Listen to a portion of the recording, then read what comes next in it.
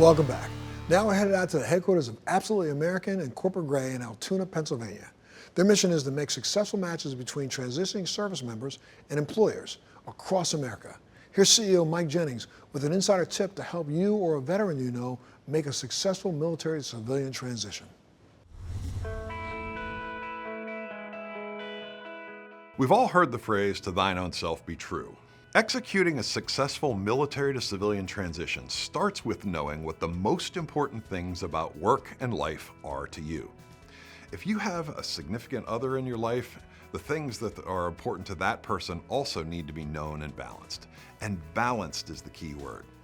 The average American will spend approximately half of all waking hours either at work, getting ready for work, going to work, having lunch while you're at work, and coming home from work.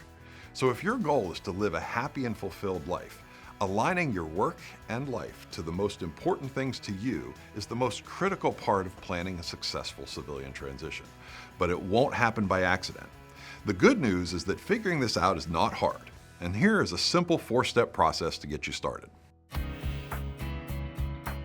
Number 1. Whether by yourself or with a significant other, start by writing down all of the things that are important to you in life and work. For each thing you write down, describe why it's important to you. 2. Write down everything that you don't want in your life as a civilian and why you feel that way about each of those items. 3. Now figure out which of these are most important based upon the reasons you gave. The ones most important to you, whether something you want or don't want, will usually invoke some type of an emotional response inside of you. Trust your gut, but right now just rate these as high, medium, and low importance. 4.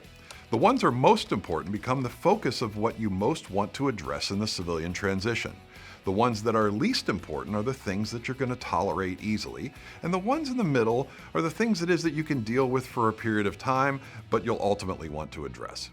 If you're doing this with another person, you'll want to focus strongly on the items of high importance that you both want to either add to your life or exclude from your life to contribute to your long-term happiness.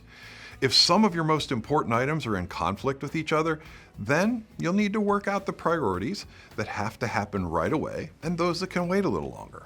In the military transition, items of high importance in conflict frequently involve where you're going to live, is there going to be travel with your job, or the other person's career and education goals.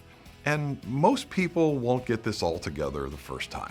As you move along, expect that you'll think of things you need to add to that list or maybe adjust, and that's not a problem. The value is in the process of thinking about it, writing it down, and balancing it against all other considerations.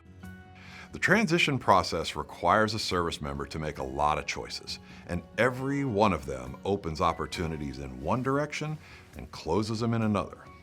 Being clear about the things that are most important and what can be set aside will take a lot of the anxiety out of the transition process and set your civilian life on a course for success and happiness.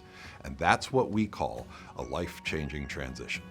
If you want to find out more information on this topic and others important to the military to civilian transition, then check out my new book, On Target and On Time, Precision Guidance for the Military to Civilian Transition. Or check out our websites, absolutelyamerican.com and corporategray.com.